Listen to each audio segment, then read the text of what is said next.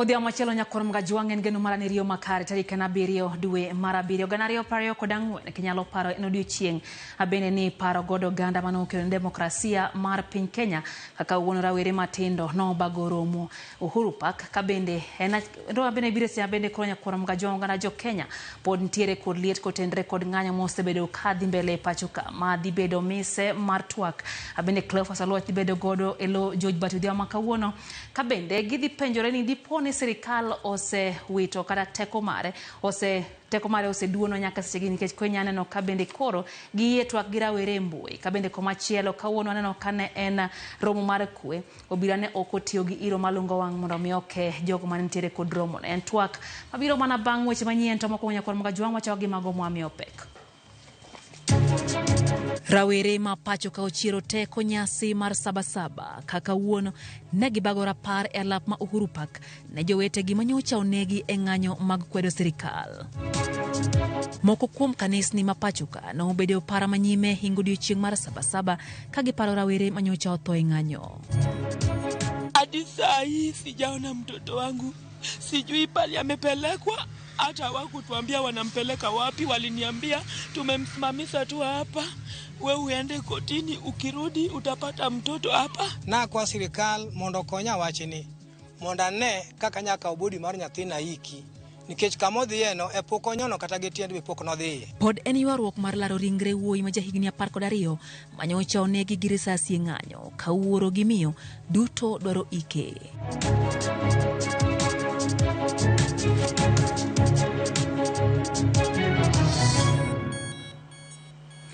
Jaloko marwan Wilson Ochuka bethuolo mar go kodwa mbaka ilai mar ote machuok maen 2-3-6 nono kabende nyakor Mgajuang nyalo twa kodwa achiel kachiel mbui wantiere Ramogi TV e Facebook kacha Ramogi TV Kenya mbui mar YouTube kacha Ramogi TV KE mbui wa mar X duto orwake pacho Odhiambo makawuono machiegni nyinga Lydia Okeyo. Rawere ma pacho kaka wuono bede opara manyime hingo odiochieng' mar Sabasaba maen odiochieng' rapar mar joma nokelo ne demokrasia mar piny Kenya. Nyasi makawuono rawere norome alap ma Uhuru Park e bure Nairobi matimo rapar ne jowetegi manyocha nonegi e ng'anyo makwedo paro mar chik mar omenda mag 224. Familia mag rawere manyocha onegi noyudo thuolo mar riwore kanyakla kendo migi jip kod hocho. Jafwambo mar Walter Nyabaga luono wachne yo makare kendo en sigana mwakeli mana banda kama chuok ne nyakor Mgajuang kata kamano kwa dhi mbele en chenro mar ik mar ringre Kennedy Onyango rawera ma jahigni 12 manyocha onegi gi risasi e kinde ng'anyo boma Nairobi pod ochung' e kaunti ma Homa Bay bang' jal moro mayangore kaka wuon gi mahie wuok oko ni ene mowinjore oik ringre Kennedy. E miere 2 mopogore jirito iko kanyaka sani koro irito ng'eto mar Doho Mambita mondo mi iko odhi nyime. Jirito mondi ntiere kod ler mathoth. Bebia mtoto wangu hadi flower. Madala ma winjo iki Kennedy Onyango rawera ma jahiga 12 manyicha owito ngimane bang' risasi make kinde ng'anyo mane obagi boma ma Nairobi. Tedo ne joywak ma osechopo ka ote mag rapar kod picha ma winjo tend sanduk Kennedy odong'i e laro. Min Kennedy Jocinta Onyango ni kod lit mar miyo geno mar iko nyathine kaka ne opango olwari e Luanda bang' obila mane ni kod chik mar doho mayo gi ringre no kendo duoko e kar kano ringre. Mimi nilikuwa naleta mtoto wangu nyumbani asikwe. Kennedy Onyango kufika hapa Mbita tukachukuliwa na maaskari wakatuambia hii barua mam enda kotini ndio urudi. Nikaenda kotini, kwenda kurudi nikapata mtoto wangu hayuko. Hadi saa hii sijaona mtoto wangu, sijui pali amepelekwa. Hata hawakutuambia wanampeleka wapi, waliniambia tumemsimamisha tu hapa, wewe uende kotini, ukirudi utapata mtoto hapa ndio tukuambie nini inaendelea. Min Kennedy koni sime manyo yudo kuwuok kuom jatend piny nyodoko ne geno mar yudo ringre no kata kamano olimo poko neno nyaka sani. Hiyo siku tu jioni Ruto alinipigia nikasema ndio huyo sasa president amenirumia, amenipigia. Tena nikapigiwa simu na OCPD wa Rongai pali mtoto alikufa. Akaniambia mam, tumesasikia hiyo habari, tunakusaidia mtoto wako unapata. Nimengoja, hiyo siku ilikuwa Saturday jana mimi nikaenda police station nikawauliza mtoto wangu ako wapi. Pakelo chandruok nyaka sani en laro ik mar ringre Kennedy e kind min gi wuon makata kamano min gi koni okosebedo ka chiwo sir ne nyathino. Tangu mtoto akufe ajai kanyaga hata Rongai. Alinitusi wakati alisikia mtoto amekufa. Alinitusi sana. Kama watu wa Safaricom wanaweza tafuta watasikia hiyo siku alinitusi sana. Tena nikaona eti ametokeleza nataka mtoto wake. Mtoto hata birth certificate yenyewe nimechukua na ID ya huyu baba niko nayo. E dala machielo e got magwasi, dala Denis Okinyi, jal mayangore kaka wuon Kennedy mahie, anyuolane bende ikore ne iko. Okinyi koni en ma osebedo ka odak gi Kennedy nyaka mahao igni 2 ma okalo kane obiro ir min Nairobi. To kata kuma ne ntieno, nyathina nyopodo era nyoro mar report, support nyal nyamiye nikech osomo koda kama magno we 2012 tabedo kode nyaka sani. Koro nyo wa kuma kanya kwa kuma kan gi higa chiel gi dweche bich. Na kwa sirikal mondo konya wachini mondo ne kaka nyaka obudi mar nyathina iki nikech kamodhiye no e pok onyono kata gi tiend be pok nodhiye. Mama gi ne Nairobi notiyo med ne ngato to nokwayo nyathi mondo dhi onene kuma entie.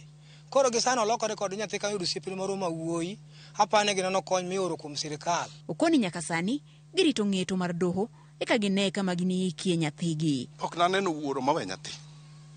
Wach no rach no kendo lit no dier. Omiyo nyora nyithindo gi kwanyo winjo to mar nyathini.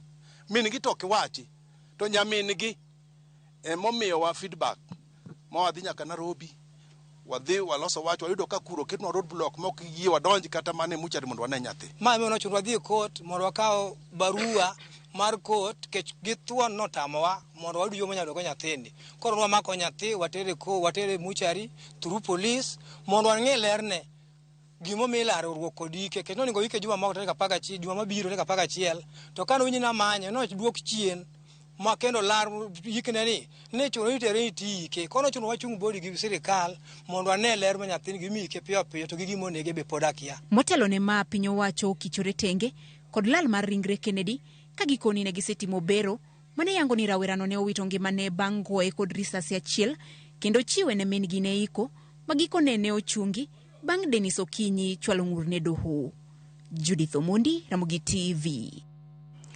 Rawera moro ma jahigni 14 mano ochwad gi magina 11 e boma ma Nakuru e kinde ng'anyo mano bagi pacho ka juma mokalo ntiere kod midhiero bang' risasi 5 dong' e dende. Familia mar rawerano ma ja klas 9 ntiere kod pek mar manyo omenda mar thieth bang' lakteche rem golo lisasi mag raba manyomo e dende kaluwore ni kuonde ma lisasi nyomo kogo nyalo medo kelo midhiero poni ogol gi ne rawerano. E gweng' ma Bondeni, Nakuru East, waromo gi Caroline Chepkoech e dalane. Orito wuode manogoli osiptal ndalo 5 mokadho bang' ka nochwade gi risasi mar raba nyadi 11 e ng'anyo mar pingo paro mar chik mar omenda mano obagi e pacho ka tarehe 27 dwe mokalo. Ana maumivu. But saa zingine hata usiku anaamka anakaa chini anaanza tu kuita Gai. Gai namuuliza ni nini? Ananiambia anasikia uchungu. Namwambia tu avumilie kwenye Mungu amemtoa ndio mbali. Juu hizo vinonda bado ni mbichi. Ni fresh kabisa ikifunguliwa hivi utafikiria ni kitu ya saa hiyo. Wachore ni rawerano noyudre kin jong'anyo bang' kane min mare ore ng'iewo yath eka bang'e obila nochako laore gi jong'anyo. Nilikuwa hapo kwa chemistry nikalala karibu na chemistry nikalala chini ndo wapo wakapata njia kunipiga hizo risasi. Kwa gari hata si ya askari walikuwa tu kwa gari walikuja tu wakaanza tu kushoot watu. Aliponishoot alinishoot alafu akaniambia mkaende nyumbani.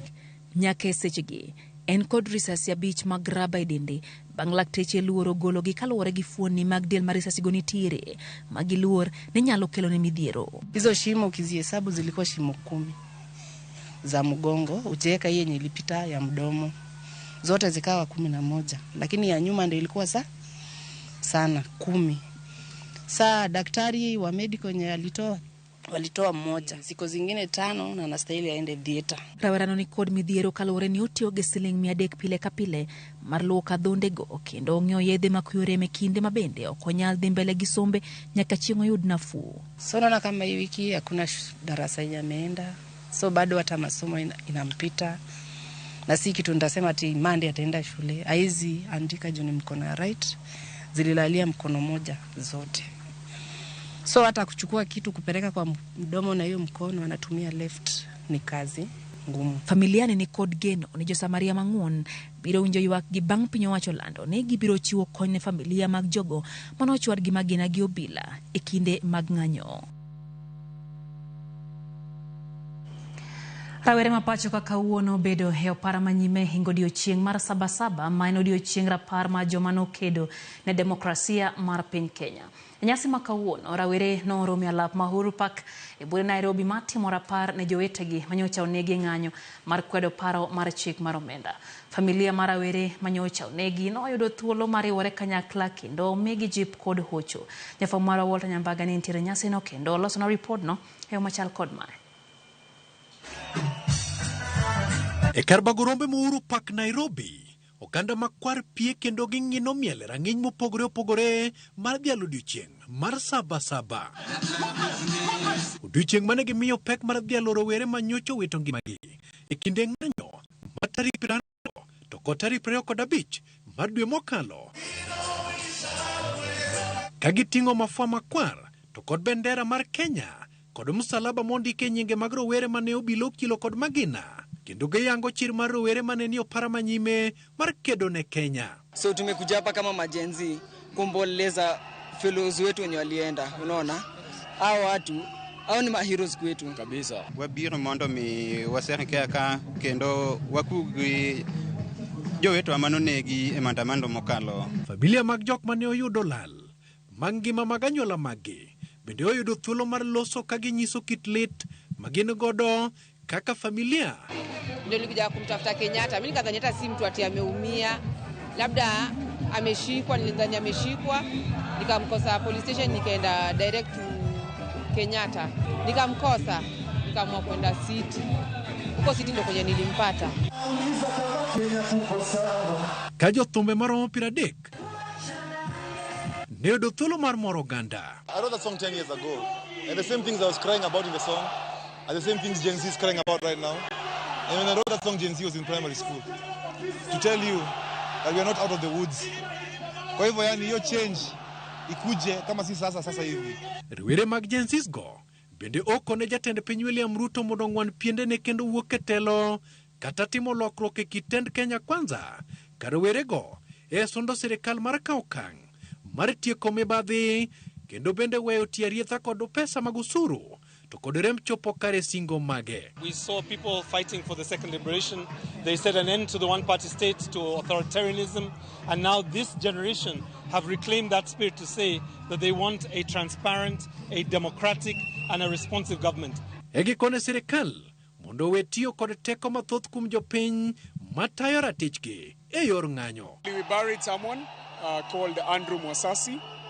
He's 36 years old, and it's such a painful thing to witness how the families were reacting to that. It's really painful, so emotional. Familia go bende oriedo pichni mag familia margi ka ginyiso kit kuyo magin gode chunygi. Ne giyudo thuolo mar kwedo okang' mamalo kaka obila ne odonjore kodgi kendo rodho gi adua. Tunaambia makarao, we are their kids by the way, and we are watching, the world is watching. Kitu yoyote wanafanya illegally au wase wote tunawajua. Hatuta do an eye for an eye, but we will do it with the law. Kata kamano, lwasi olokore ka bende piwang' ne mole wang' familia mathoth e kinde mar riwruok makene ratiro mag oganda the Kenya National Commission on Human Rights.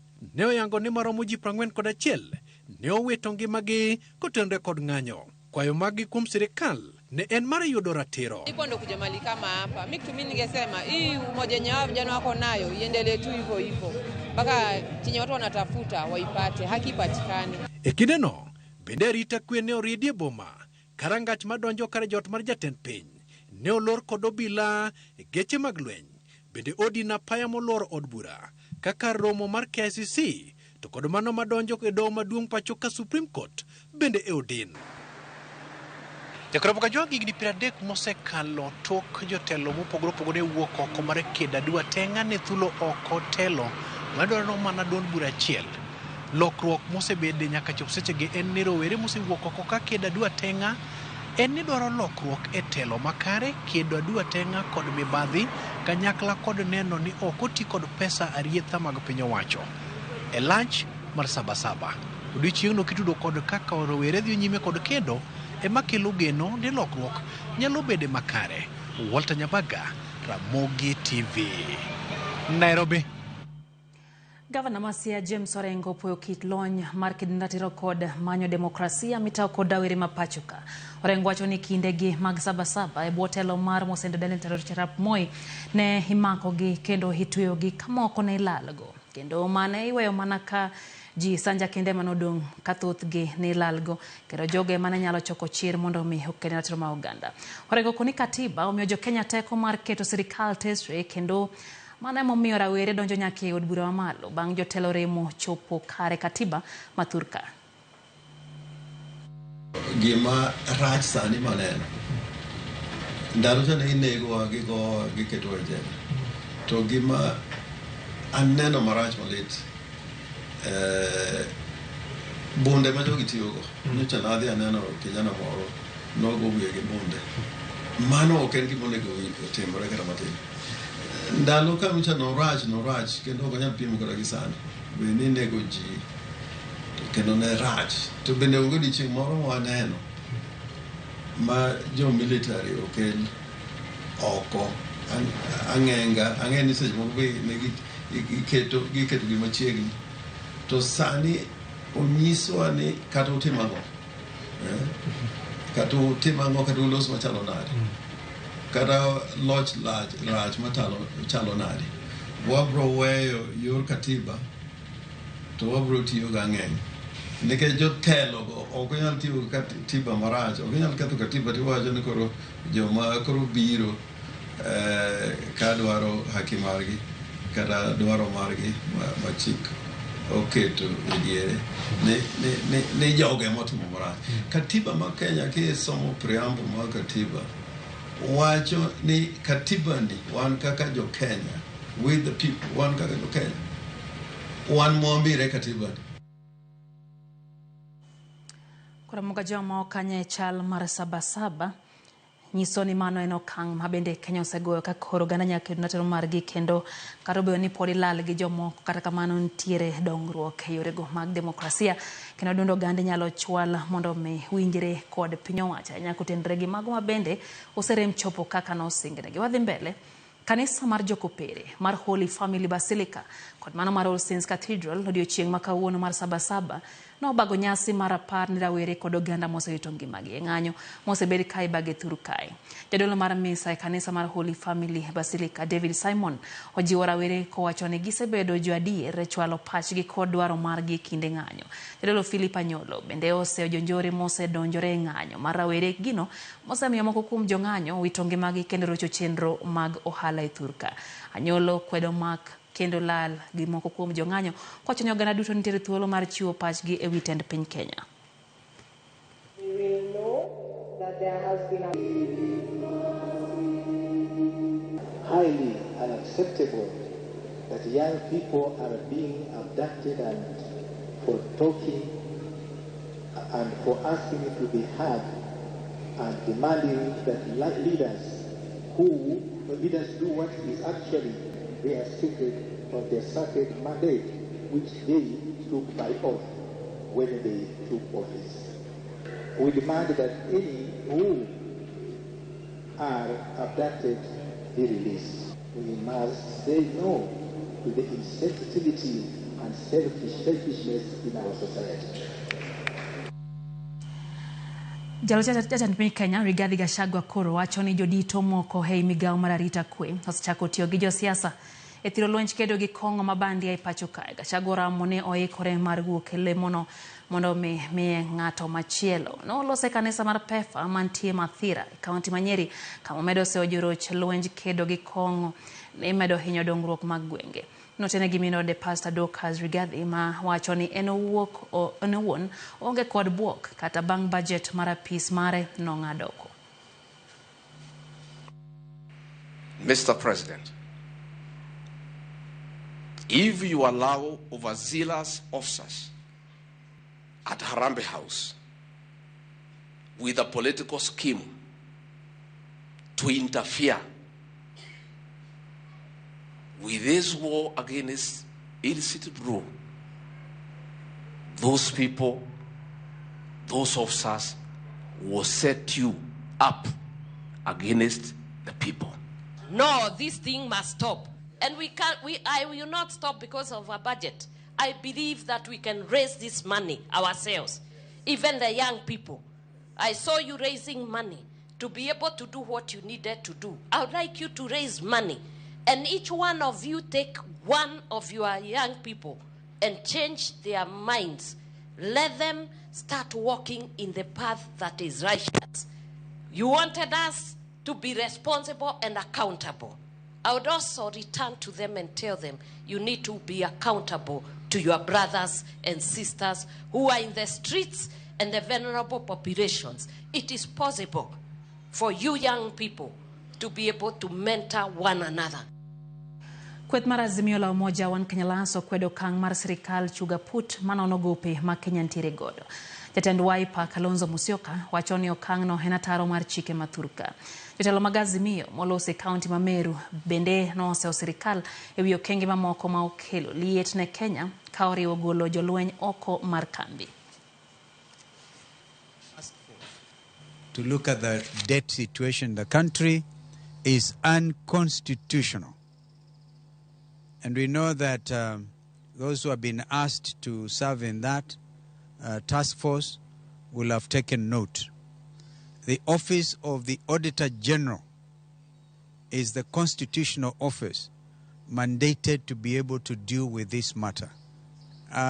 When the youth engaged Ruto on the X-Space, he undertook to do several things, maybe even to reshuffle his cabinet. Kenyans are saying, whether you reshuffle your cabinet or not, the problem is not the new or the old cabinet of William Ruto. It is Ruto himself. This is what the youth are telling you. This is where the way forward is to have IEBC in place. We repeat, then call for a snap election. And what happened in the UK the other day will surely happen in Kenya. Complete wiping out of a corrupt regime. And what is about to happen in France will also perhaps continue. Change is everywhere. Daka ne prario bang sa chielo midhiambo chendo enda tilero kamano kuom medo kete mana kara mogi TV wako yo mokwongo kara kamano na singo ka moko kuom pachi chendo ni aneno ka Fredo Suru kantie Dandora wacho ni en kuyo gi lit ne tho mar Kennedy Onyango.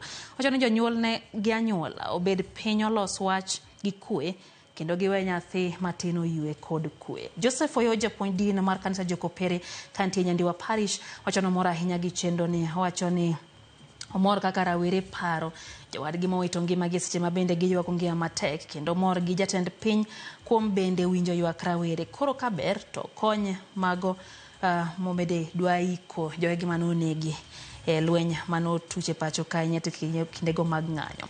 En obila Shemo tho wacho ni entiere kodwa oseyure chenro kata kamano wacho ni letne ahinya kono ka nyathi ma hike tin ochiel gi magina nyadinuoya. Owacho kanyo ni okwayo polise kod obila mapacho kae ni wapari chien sama wanie tich kaeto wacho ni wapare nyithiwa kod anyuondwa. Wacho ni polis mondo ti kaluwore kod chike mapacho ka mano en polis wadgi polis en bende onena adieri ni nitiere polise manotiyo gi teko mathoth keyo jong'anyo. Wacho ni ruoth obed omed ting'o ji malo kendo kanisa bende ugo motegno mondo omi ojiw duondgi ne oganda. Ote mar Elda Okute wacho ni nitiere kodwa ka nitiere adiedo kata kamano gintie kod late Elsa Ajwang Amadi owito ngimane mano maka jadung Zadakia Amadi Wagomos wacho ni gin johera mag Ramogi TV wakwayo hocho makende. Pastor Diko Ngola bende wacho ni entie kodwa gimino de Pastor Rael gineno ratil kagindodi kopany opora were kuom duoko negi piny mano osewegi e wang'e. Wayu matin man ratil kikidi mabosh.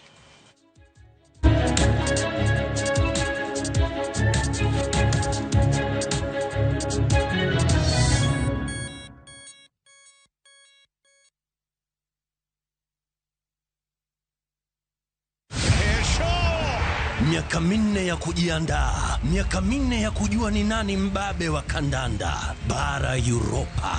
Wakati umewadia na mwaka huu hapa ndipo. Mechi zote 51 zitatangazwa moja kwa moja kupitia vituo 13 vya radio. Ni nani atatuzwa taji la babe wa kandanda bara Europa? Ungana na watangazaji gwiji kutoka vituo vyote vya Royal Media Services tunapobainisha mbivu na mbichi kwenye kinyang'anyiro cha kombe la bara Europa Euro 2024 live. Moja kwa moja kutoka Ujerumani. Shikisha Mili na Euros with Shabiki.com. Not for persons under the age of 18. Authorized and regulated by BCLB license number 587.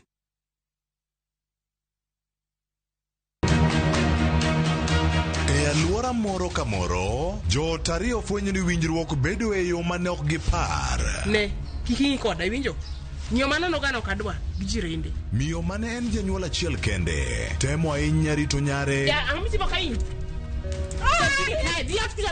Nitiere wuoro mane temo matek mondo obed gi winjruok maber gi wuode. Wach moro misekoso kae donge. Jirende gi mane onge gimoro amora machalre yudo ka donjo e winjruok. Kata kane wakosana, nyathi ok donji makosa marwa. Ginyagore gi pek mabiro, gibedo janyuol kod bedo osiepe. Pio. Mulitino. Pio. E sigand hera, joot yudo thuolo mar ariyo ne jirani e Winam Cinema. Jumapil, saa 2:15 otieno kod saa 4 otieno.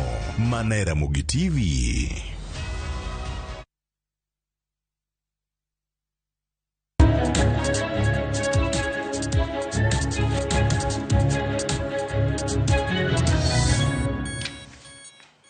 Machiegni kendo nyakor mga Jwang chendo en ratil wadhi mbele gi weche manyien. Piny owacho osingo daro skunde moko maula mapek noketho e kaunti ma Tana River. Jatend migawo mar somo Ezekiel Mashogu mano otimo limbe skunde e sub county ma Tana Delta oyango ni piny owacho kokalo kuom migawo mar somo oseketo tenge omenda mar loso kendo bende daro skunde mano olo muomo. E sub county no maromo skunde 22 pine omuomo kendo rocho somo makare e skunde go. We have also provided 8,060,000 to the national government CDF, which Mheshimiwa, I'm sure you will be getting any time in this financial year for Garisen constituency as a conditional grant for constructing more classrooms. This amount will be matched by the national government CDF to bring it to a total of 16,121,000 for improving infrastructure in schools in this sub-county. Walimu nimesikia na nimeona upungufu hapa, iko upungufu wa 297 teachers and progressively as we recruit, we undertake that we will be able to give you more teachers. Wale watu wameadhiriwa na floods na manyumba zao zimeharibiwa, wao wenyewe wamekuwa displaced, wamehama makwao na wanakaa kwa mlima. President ameni direct nitafute njia za kununulia mabati so that waweze kujenga nyumba zao ambayo iko safe na iko mbali na sehemu zinaadhiriwa na maji. Waziri MPS Kelo ametuletea mabati, shule nyingi imetengenezwa kwa camps temporarily na manyumba imetengenezwa. Lakini challenge yetu ni kubwa. Tunataka Teachers Training College hapa Tana River ambaye ni hapa Garsen. Si ni kweli?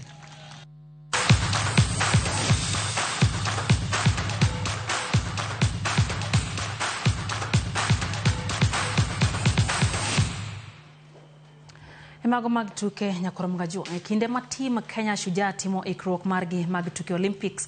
Jafomaro James Opondo nogo mbaka gi George Oro Japolo. Kasi gande lero lek mare mar donjo e tuke mag rugby. Japolo ma wuod Sakwa geno mar konyo Kenya tike thuola dek mokwongo e tuke mag Olympics e boma ma Paris piny mar France. George Oro Japolo, jatugo matugo tuke mag rugby ne tim maduong' mar Kenya Shujaa. Japolo gi nying mung'erego mane omiye ka ne odonje mbalariany mar Strathmore nikech ne otugo kaka achiel kuom jatugo mane tugo ne tim mar Maseno kinde mokalo en wuod Sakwa.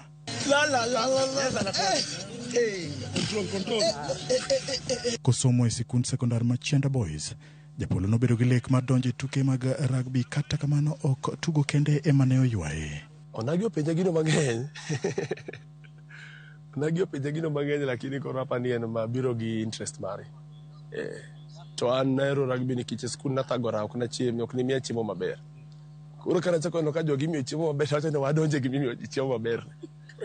Adonje chiemo bana ka pocha to kara gino donje remo. Kotugo ne tim mar Strathmore Leos e higa mar 2022, kocha machon mar Shujaa Damian McGrath noneno ket tuke kendo miye thuolo mar donje tim Kenya.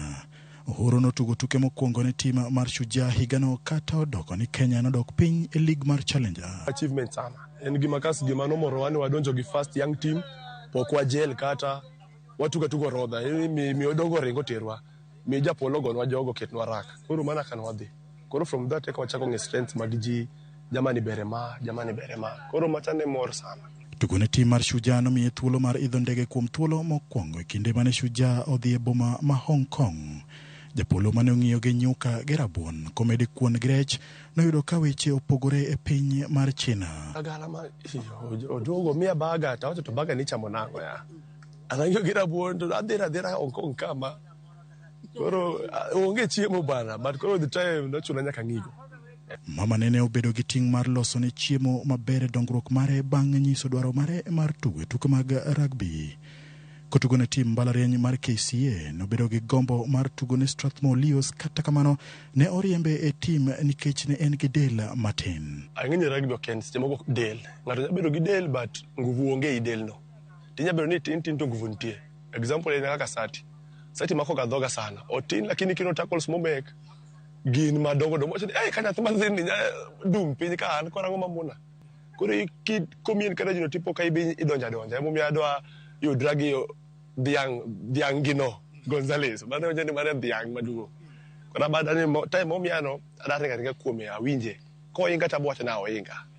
To kapodi nyaka bile. Japolo manigi oledhi mar miel bang' loyo tries ge en achiel kuom jotugo mabiro ting'o nying Kenya tuke mag Olympics mibiro bagi e boma ma Paris piny mar France. Ma biro bedo Olympics mare mokwongo, gino ma osebedo korito kuom kinde malach. Olympics banana do mana medal.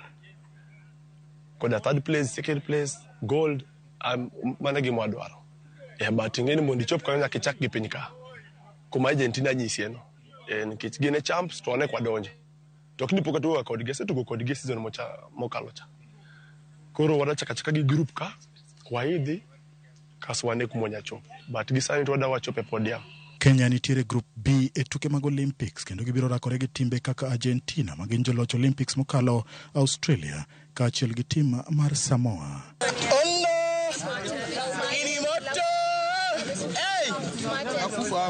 James Opondo, Ramogi TV, Nairobi.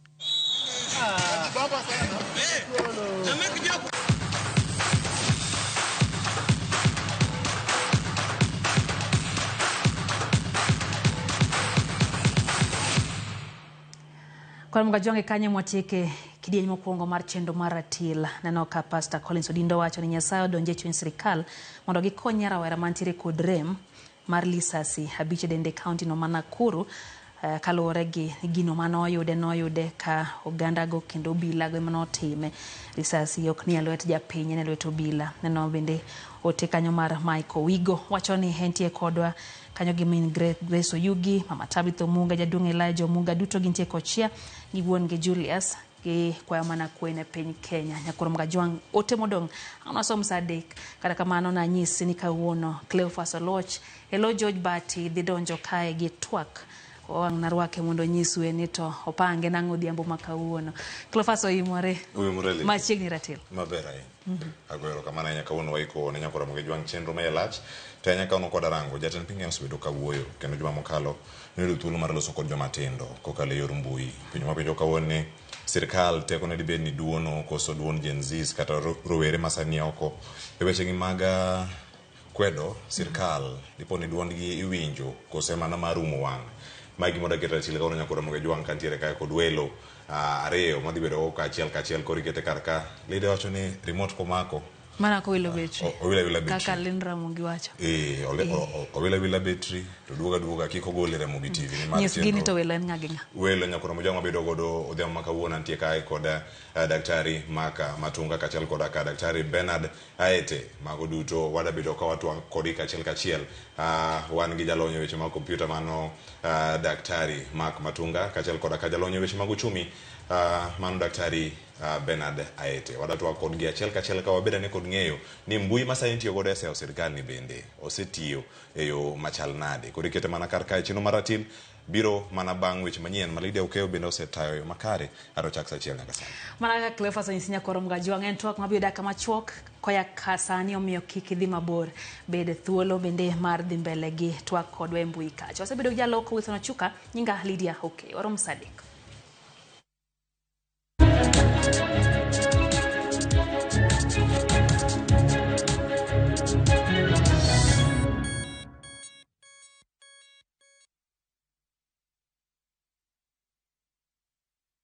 Asewacho ni nyathini toko winja to sani oseguro tiende dalani.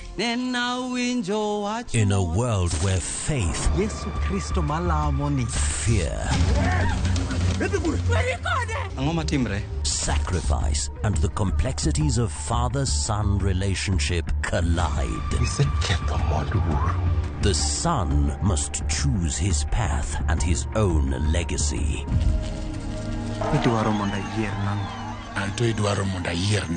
Watch this emotional and riveting story of Dennis in Where the River Divides. Watch the best content on the go only on Viusasa.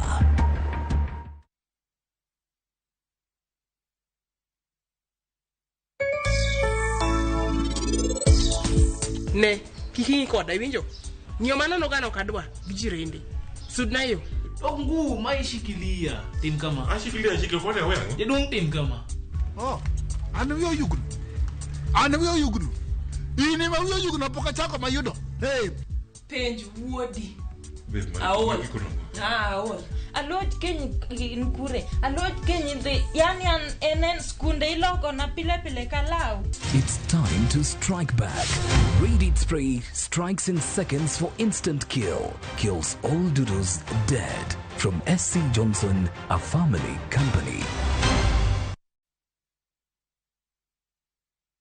Experience the coastal bliss with View Travel's exclusive offer. Unwind and relax in an all-inclusive stay at Sun and Sand Beach Resort in Mombasa. Enjoy unlimited drinks and snacks as you embrace the tranquility of the sea, beautiful sunset views, and relaxed beach walks for only 21,000 Kenya shillings via SGR and 34,500 Kenya shillings for the flight option. Don't miss out on this exclusive offer, only available to View Travel clients. Call 0703-254-254 or visit viewtravel.com and book your dream escape now. View Travel. Dream. Explore. Discover. Oya sister. Ni aje? Kama nikuchapie, kama nikupe ujanja. Nipeleke na rada bro. Unaona ukitaka kudate mwanaume. Uko single wewe? Niko single mbaya. Nipeleke na rada. Angalia timu mtu ana support. Why? For example, mtu wa Manchester United. Usidate huo chali. Huo ni mtu wa past glory. Huo sasa nikukudishia kama vile kulikuwa. Mimi town ilikuwa inanijua. Unapenda kutuingia brother. Kwenda toka hapa. Hadi ndado lipiga. Toka hapa. Dial *811*344# to get mtu wa past glory.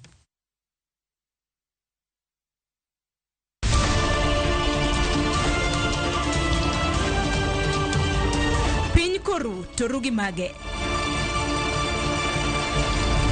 Weche manyien.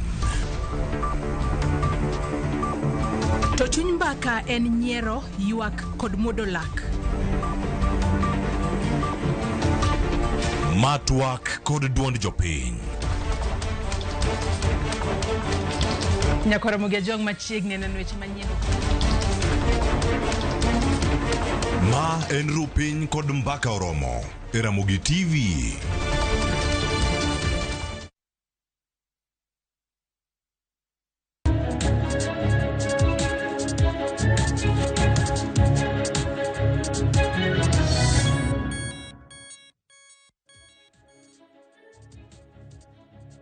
Odhiambo majaber nyakora Mugejong kamoro mora maintiere kituri kodwa ma en Ramogi TV chenro en maratil. Wada penyo ratil.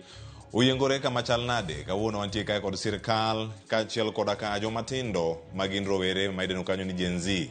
Nyaka sani paro osemienjo mopogore opogore. Bang' ng'ur margi, jatend piny Kenya William Ruto ne obago twak kod rowere juma mokalo mano chieng' tich abich mano kokalo e mbui mar X. Kendo noyudo penjo kod duoko ma opogore opogore. Kawuono antiere kae kod welo kendo adabedo kae kwatwa kod achiel kachiel gikonwa ni piny Kenya ochomo kama chal nade ta yenye ratilo odhiambo ma kawuono wabed kod ng'eyo ni teko mar sirkal dibed ni oduono kalure kod gik maneno katimore sani koso oyo to jok mage maber mar bedo godo achiel kachiel e twak kae kaka gin yawuot luo ma wigi otimo jere. Odhiambo ma kawuono antiere kae kod daktari Mark Matunga kaachiel koda ka daktari Bernard Aete gilony magi gidhi bedo ka ikonwa ka achiel kachiel jomadongo arwako ni machiegni odhiambo ma kawuono chenro mar ratiro. Penjo maduong' ahinya mwa penjo ka. Teko dipo ni duono ne sirkal. Achako daktari Mark Matunga. Erokamano Cleophas. Mokwongo kapok achopo e mano yie mondo aor kuyo na makende ne irowere manyocha wito ngimagi e ng'anyo manyocha bet katimore ni. Kaduoko penjoni ok apar e thuolo masani ni teko mar sirikal dok piny. Apani gik makoro osebet katimoregi gin gik mamedo jiwo sirikal mondo bed motegno. Gin gik mamedo jiwo winjruok kata tudruok kata mbaka me ei piny mondo bed motegno. An ang'eyo ni en gima berie moloyo ni e piny Kenya wanyalo go mbaka kata ng'ato nyalo golo pache kata kogole gi mirima to golo pache te en wuoyo ma ok en lwenje bila mantiere pinje mamoko. Koro ok apar ni teko mar sirikal dhi piny. En ni jopiny medo jiwo teko mar sirikal mondo bed motegno mondo giyud chenro makare kawuok e sirikal. To kanyo bende kama sirkal bedo kanene kata jopiny Aete kantiere kodi sani. Teko dibedi duono koso pod nitie kama ntiere mana gwenyruok e paro. Mokwongo yiena mondo an bende achiw kuyo na makende ne rawere mayande owito ngimagi. An ok anene mbui kata ok ogona go ambaka. Yande ka rawerego nose wito ngimagi naloso gi daktari mabende en wuod luo iluongo ni Dr. Media me motelo e weche mag ng'iyo dend jogo ma owito ngimagi Kenyatta. Nadhi ire mwabet kode motera maneno nyithindogo ma bang' kana seneno nyithindogo to nabetie gi wach moro achiel e chunya ni kanitie telo mosebet e Kenya kamarach tend jagotni. Adwa wacho kamano kalure gi gik mosebet kotimre nyaka nyocha rawere miluongo ni Gen Z gi wuog oko. Amor matamre gi nono gi rowere ma jo Gen Z ge. Kendo kata kapok wadhi mabor adama na wacho negi ni gimiyowa ilo kendo gimiyowa amor mar chuny. Adwa wacho ni teko mar sirikal ni oseduono makapod ni pod ng'ato ni kode gi geno to kapar ni en ng'ama ng'iyo Kenya ni kaka ji duto mang'eny ng'iyogi. Wacho ni sani telo mar William Samoei Ruto oseduono ma matin modong' godo en mana mar jolweny. Mineno ka for the first time pok waneno gima chal gi mwat nene streets kokawo jolweny oketo kendo wuotho e town katamo ji mondo kik ji dhi. Koro teko sirikand ni to oseduono ma gimodongo en mana jo army emodong godo. E teko maduong' kar kae Matunga ochal nade korango gi lony mari weche mag lony mari weche gi mag mbui achiel kachiel mana kama gintiere. Jatend piny Kenya yie mondo mi otwag ko jopiny e yor mbui no. E historia mar piny Kenya wacho ni jatend piny William Ruto odhi historia kaka jatend piny Kenya mokwongo timo weche machalo kamagi. Ni ka weyo machal nade yie mar twag kod ojende mabende thothgi nyawacho ni onge e mbui mar X mano yie mar tiyo godo mana tich abich mokalo. Cleophas ng'eni piny mwantiere sani en piny ma tudruok biro e yor mbui ka kalo gi weche mag kompyuta. Tiyudo ni kata mana chokruok makoro nyo rowere ochokore ka tudore paro kone gi kocha mar jo Gen Z nyokalo mana e yor mbui e kuma nyogi chako godo mbaka ka giwacho ni mae gima gidwaro mae gima gidwaro. An awuon an gi jo Gen Z oda. An gi nyithindo 2 ma jo Gen Z. Masiche moko an koro sani ka ging'eya kaka ancestor. Koro ka iduong' moloya isekalo higa 50 asada sichupo higa 50 gin kamoro koro ginyalo ng'i kaka Zinjanthropus. To kata kapok ochopo e yor mbui gikongo gimedo chokore kod paro. Ng'ato paro ni kamae kaka winjo gik moro timre, kamae kaka winjo gimoro timre. To wach kompyuta nochakore e ndalo ma koro yudo ka koro sani wan gi tudruok mayot. Mamana achiel kuom gima nyaka apuoye sirikal. Awinjo ka Dr. Ete wacho ni koro sirikal kolo rumo. Koro sani to sirikal onge. Okageni piny mane modake. Akeni odak Sudan, akeni odak Somali, tapani odak Kenya ka. Nikech kadipo ni teko mar sirikal oduono kata orumo, to nitiere gik manyalo timore e piny. An aparo ni Kenya pod wan maber. To yor mbui ni kelo ga tudruok mayot. Kendo momiyo ineno kanyo president okawo thuolo ma an achiel kuom jok macha siro wach ni president odhi adhi e mbui mondo tudre gi nyithindogi. Nikech kanye kuma gigoye mbaka gi. Kendo kanye kuma gilose to giriwore pachgi to giwacho ni mae gima owinjo otim ang'o, gima owinjo otim. To kik ipar ni mbui no sani nyithindo te nitiere mbui. Nitiere nyithiwa moko ma pod ok ochopo ang'o, pod ok ochopo e weche mag mbui go nikech kaluwore gi kuond ma nitiere. Thothne en e towns gi to gi kuond mamoko. To ber ni okelo tudruok mar wach mayot. Pinje moko mbui no en gimiloro ma ok oyieni kata mana dhi e mbui e seche ma koro ineno koro piny nyalo bet gi mbaka moro mobet kopogore pach sirikal. Mano to en giming'eyo. Kata mana Uganda ka seche moko Museveni wacho ni otim ang'o, oloro mbui. Kidhi kata mana Ethiopia ka seche moko be gitimo ang'o, giloro mbui. Pinje mang'eny loro ga. Kata jatend piny Kenya nyalo bedo gi teko mar wacho ni olore. To oyiero ni kik olor koso onya bedo loge. En gi thuolo onyalo wacho ni mondo mi olor. To nikech Kenya wan piny mar demokrasia. Iyudo ka mano ok en gima timore e Kenya ka. Kendo mano to gima nyaka wapuo jatelo President Ruto. Nikech Kenya ka thuolo makro wan godo kaluwore katiba mantiere sani. In gi thuolo mar wacho gimoro amora mantiere pachi. Kendo ineno ka kada mana nyithindo girodho kada mana president gayany maduong' makoti to lo kada mana kidi manyikete ndara. Erokamano Daktari Matunga, kendo ilere yo makare gima nitie ka ni ipuoyo jatend piny Kenya koso ipuoyo katiba mar miwa thuolo mar nikech jatend piny moro amora kodo nyaka luwo weche mantiere katiba donge.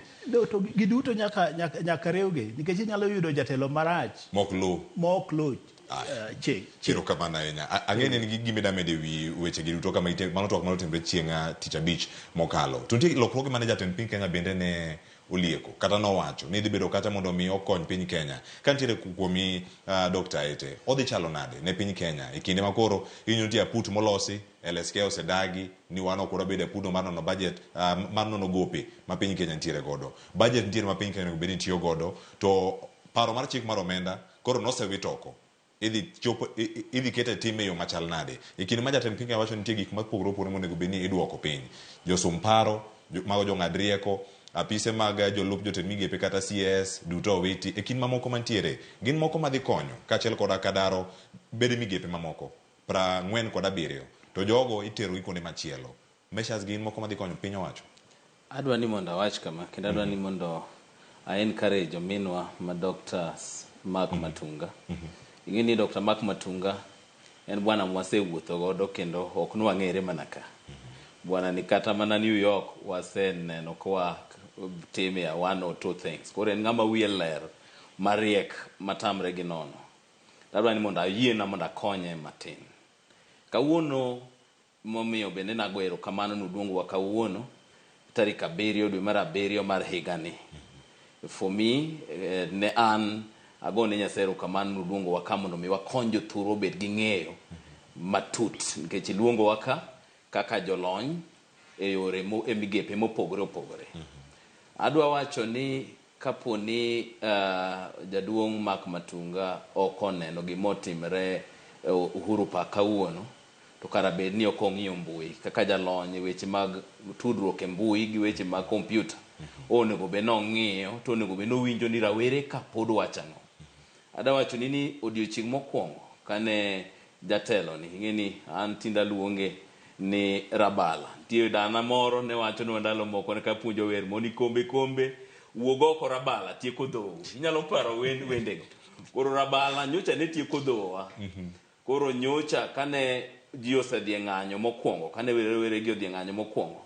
Kani neno kano wuok mochiwo press conference mare twak mare mokwongo gi jopiny. Iwacho ni ng'ato ka yowang' ng'ato komer kata ka ng'ato nitie gi hera mamalo kuom nyawegi moro to seche moko jaka weche moko nyalo wuok e dhoge ma ming'eyo gima nitie chunye. Kane jatend piny man tinda luongo ni Rabala nowuok kano chiwo press conference mare.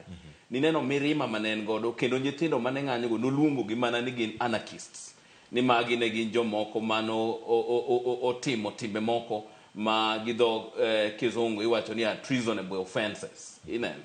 To kani neno kaka nowuoyo mokwongo bwana ni ko ne ng'ato mos bwana ni kano loso nowacho mana kaka ji ne dwa ketho sirikal baso kiwinjo kendo kaka osebet koloso kaka gik moko timre nyaka kaka koro osewuok malo kumuno beti kaka koro dugo piny ko wuogi rowerni gi kok temo ni mondo kelie lokruok e migepe mopogore opogre gi to gima jopiny pod wachone kata gima jo Gen Z gi pod wachone gima pod en kare ni mondo wachne bwana ni en jamiriambo ma onge gima do wachne ng'ato ma ng'ato winji. Ng'eni ng'ato koseriambo dichiel ochako riambo kendo chako riambo kendo chako riambo koro kata wach manang'o ta onge gino mabro timre. For instance adwa wacho ni kaka ranyisi bwana ni no wacho nyocha kano loso ni donge this finance bill wach mar usuru manyocha ni dwa ni mondo medni ng'eni ma ne amendment bill man no the amend go to the existing bill ma finance bill mar higa makoro norumo.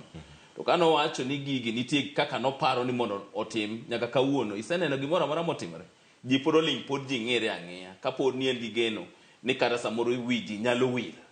Ting'eni sani jo Gen Z gi omiyo koro wabetie mariek maloyo kaka ne wan chon nikech wiji poko wir kendo ji paro ne matwak mane ne nyoro akia ni daktari giri mane wacho ne o encourage jaduong' mondo dhiye ni mondo dhi owuo mbui ni mondo los giro werego. Awacho ni mache makosa maduong' mogik manonego tim ji ok dwar loso nikech ka loso bwana ni ong'e loso ma oingo ng'ata kendo nyalo wacho ni gimoro amora mana kaka no wacho ni obro bet no defend jogo ma onge gi teko kata jogo mani piny mondo hande gi odhi malo. To kineno bwana ni mage weche ma pod wacho ji dwaro neno gik minyalo tim gino monyalo tim. Ijalonyo weche mag uchumi. Gima piny Kenya dilgo sani en mano minya wacho ni en pek mar ngima mag oganda duto. Nengo mamalo mag chulo osara. Daro bede migepe 47 jotich matiyo kacha mondo tere migepe mamoko. En paro mariek koso machal nade e reso uchumi kata weche gi mag osara. Pogruok ni kanye ogoli ka bede migepe 47 iteri kama chielo. Piny Kenya bedo kama chalade ka joka ema podo ka oter kama chielo koni to migepe gi ema koro ero oruchi.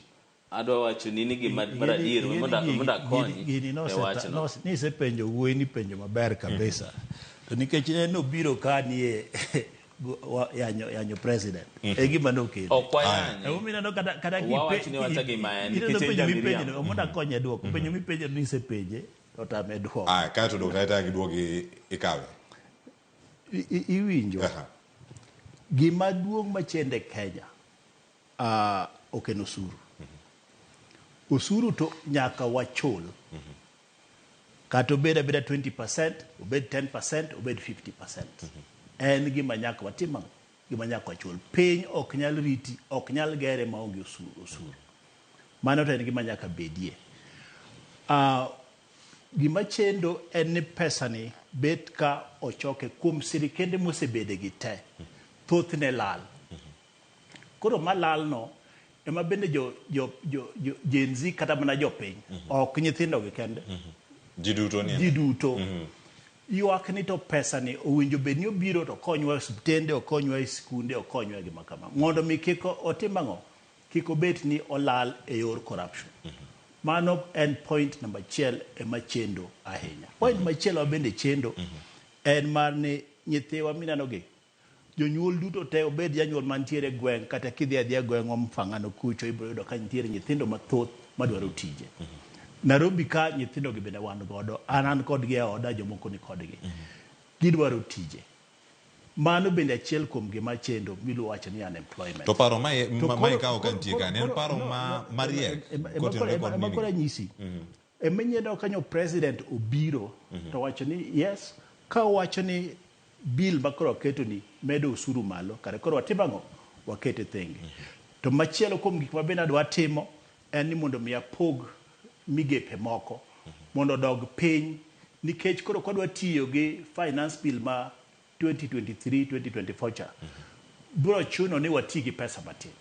Koro chuno ni nyaka wagol migepe moko ang'o ok kumo gole assistant ministers ka gi chiwo paro ni miyauru thuolo mondo ambe adhi timango ane kaka nyalo loso sirikal machielo manyalo bedo gi nengo mapiny mondo mi pesa cha otimango orom. Ok en gimoro michiwo chiewa ma ete paro ni chiwo kawuono to ni iseng'ado koni iseng'ado to daktari kigolo ji 100 mane nitie bede migepe 47 gi ikeo gi kende migepe mamoko mano dong' gi osara pod dhi dong' kamano koso dhi chalo onge kumokegi nikech wach jogi ok dhi wito tijegi onge kumokegie nikech ing'e ni machato program mopogore mar mondo mi oduok nikech kambi ka kambi nigi migepe mang'eny moloyo mana osara no kende to tijegi bende mwaywago sani nikech ok wanyal bet ni waloso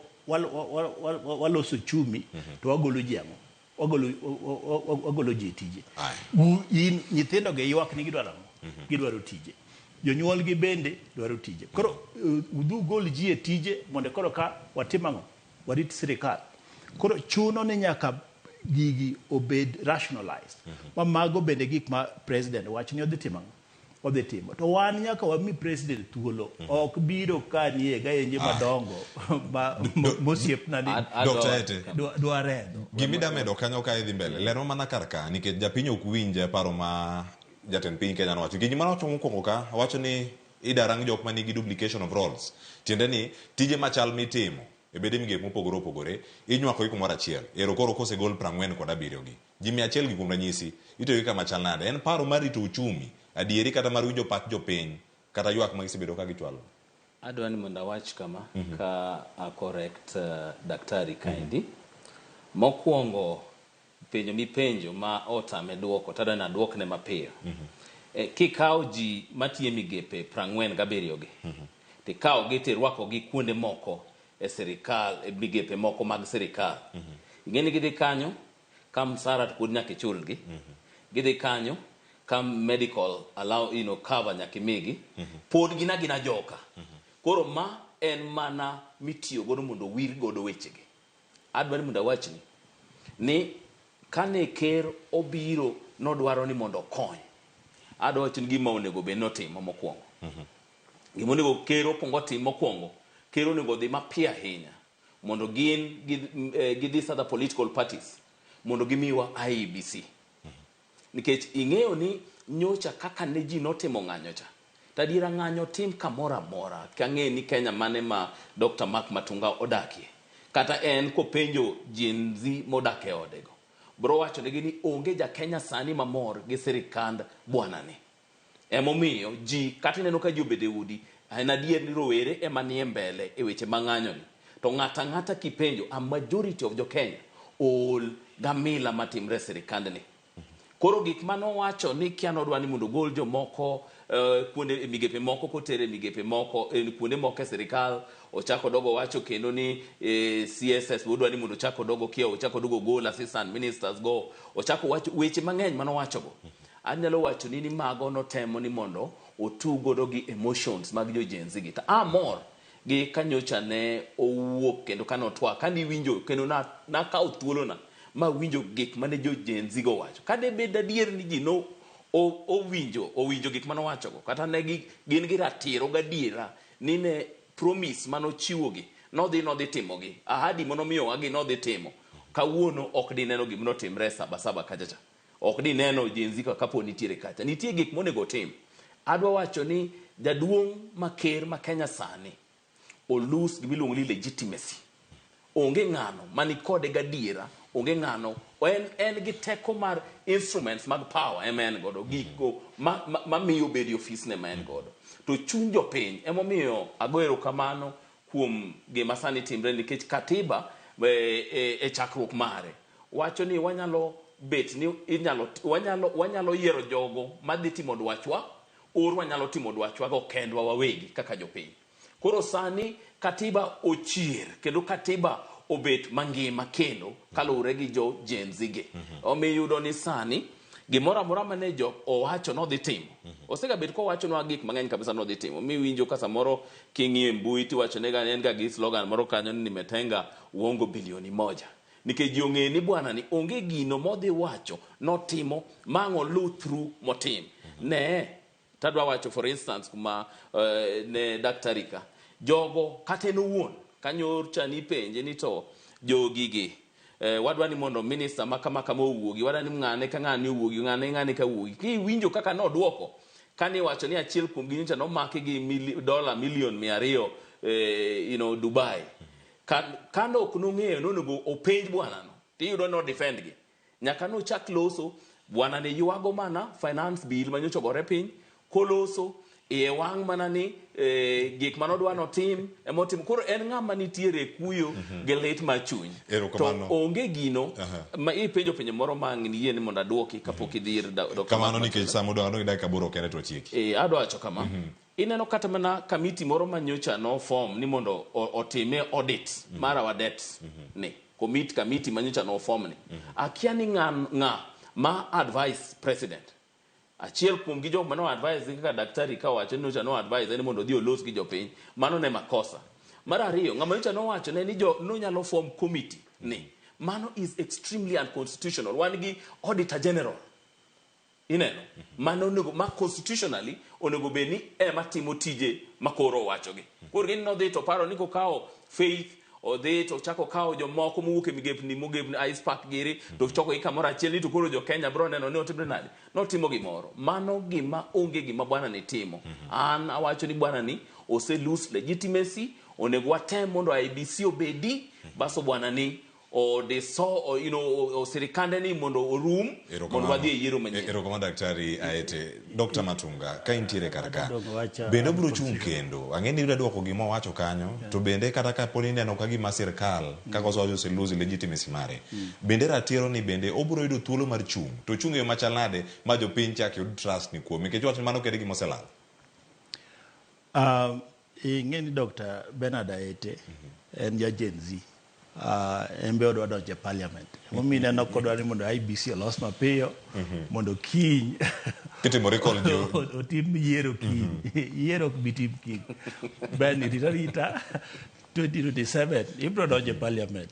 Kata ambe abro biro Kisumo kanyo timo ni campaign. Gima nyaka wage en ni sirikal nitiere.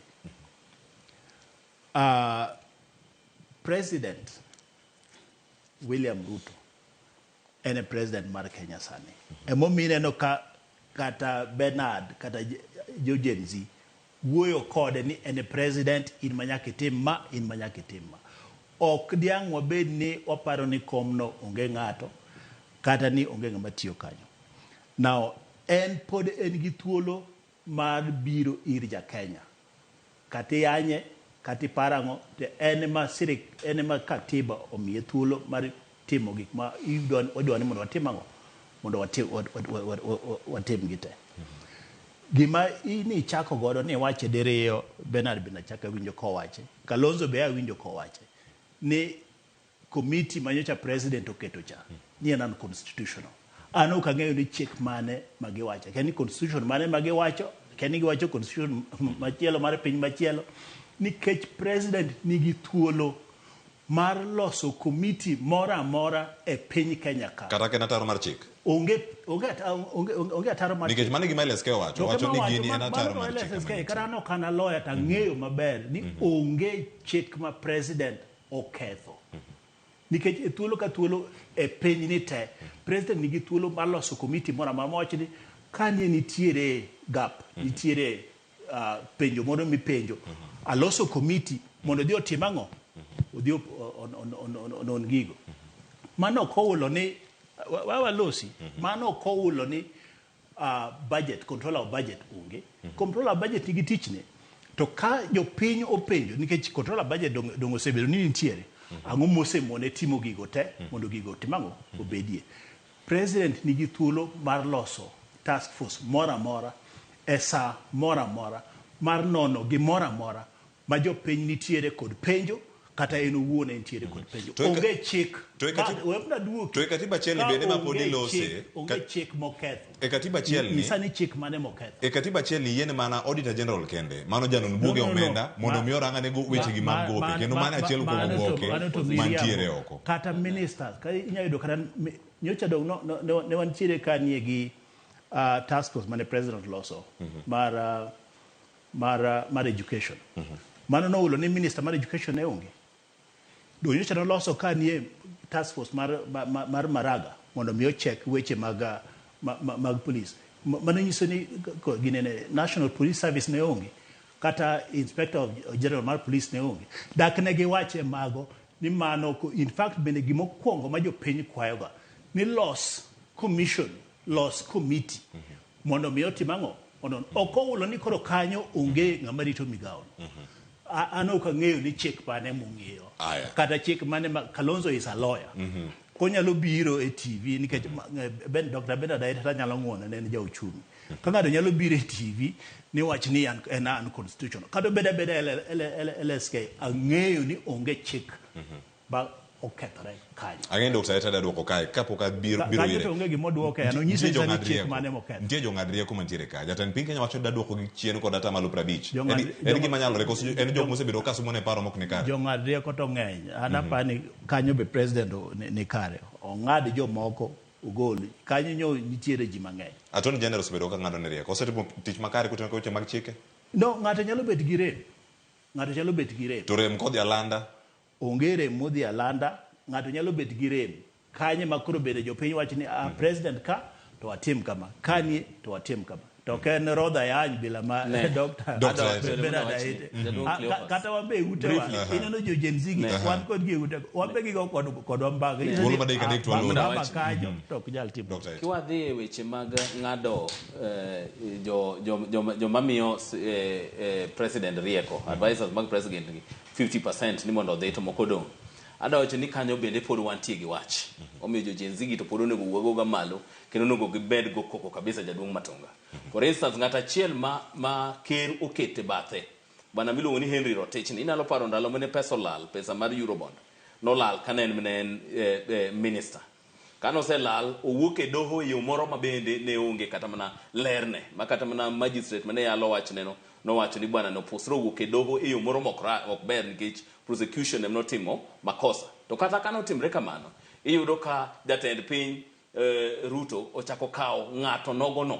Emma is the lead advisor mare on matters physical policy. weche maneno kaka inyalo kaka pesa inyalo tigo ka gik moko nyalo dhi mbele. Mano en gimoro mang'isi ni bwana ni onge gi ber monyalo miyowa. Tada wacho ne jaduong' Mark Matunga, an bende asomo law jaduong'. Koro ang'eyo motegno gima gino wacho. Auditor General sasa ma president obire telo. Gim achiel kuom gigo monego beno timo as a responsible president. Wach mokwongo onego beno ng'iyo, onego beno bet kodgi piny. To fwenyo no okay. What is our debt portfolio? One gopi mo wan go gi chalo nade. To mage mag adiera to mage mag miriambo. Kenya ocho nade ka jatend piny Kenya ntiere kar kae, entiere akiriki ka okiani ero. Wawinj gi nade, osewinjo gi mbui giwuok kawuono gintiere Uhuru Park. Ka watieko. Adwa wacho ni kama. Gen Z adwa nakunga gone gero kamano mokwongo. Adwa na wache ni kore ka giwuok ka rombgi. Adwa na wachnegi ni ji duto te ingeni to in 1990 kane jaduong' Raila Gorengo nyatiengiri no wuok okane go gine mane gin Gen Z then to ne gitiyo tich maber lakini ndalo ka ok no wuoke maber kaka matimre sani ni to miyo jo Gen Z gi wuoguru oko mondo rabala gilange iluongo ni wuoguru oko kaka kombe mondo rabala gilange odhi dala wadhiuru watimuru yiero manyien mondo wayud geno manyien. Dr. Mark Matunga.